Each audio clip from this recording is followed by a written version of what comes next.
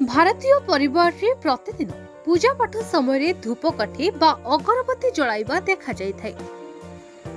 तेबे ईश्वर को सम्मान एवं पूजा अर्चना पई सकाळ एवं संध्या रे अगरबत्ती लगा जाय थाए।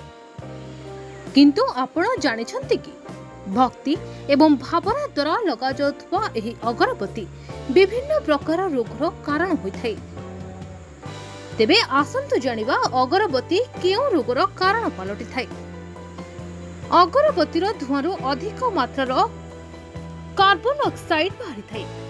एही धुआं रे निश्वास नेबा द्वारा काश एवं छेंक समस्या उपजिबा सह छाती रे कफ जमा होई थाए। एते जोगो निश्वास जनित रोगर समस्या उपजि थाए।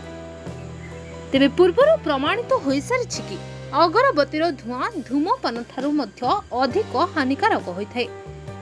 एही धुआं को निश्वास रे नेबा द्वारा एथिरे उपस्थित नाइट्रोजन एवं सल्फर डाइऑक्साइड शरीर में प्रवेश करी श्वास एवं सीओपीडी आदि रोग होता है।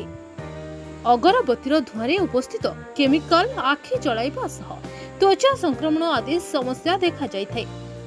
एहा छड़ा धुआं कारणर मस्तिष्कर कोशिका गुड़िकरे खराब प्रभाव पड़ी थाए, जहा फल मुंड बिंधा माइग्रेन आदि समस्या देखा जाय थाए।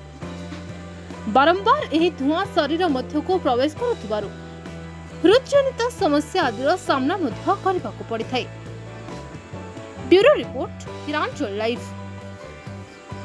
तेबे एभली किछि गुरुत्वपूर्ण खबर देखिबाकू चाहंती आम चैनल को लाइक, सब्सक्राइब और शेयर करो।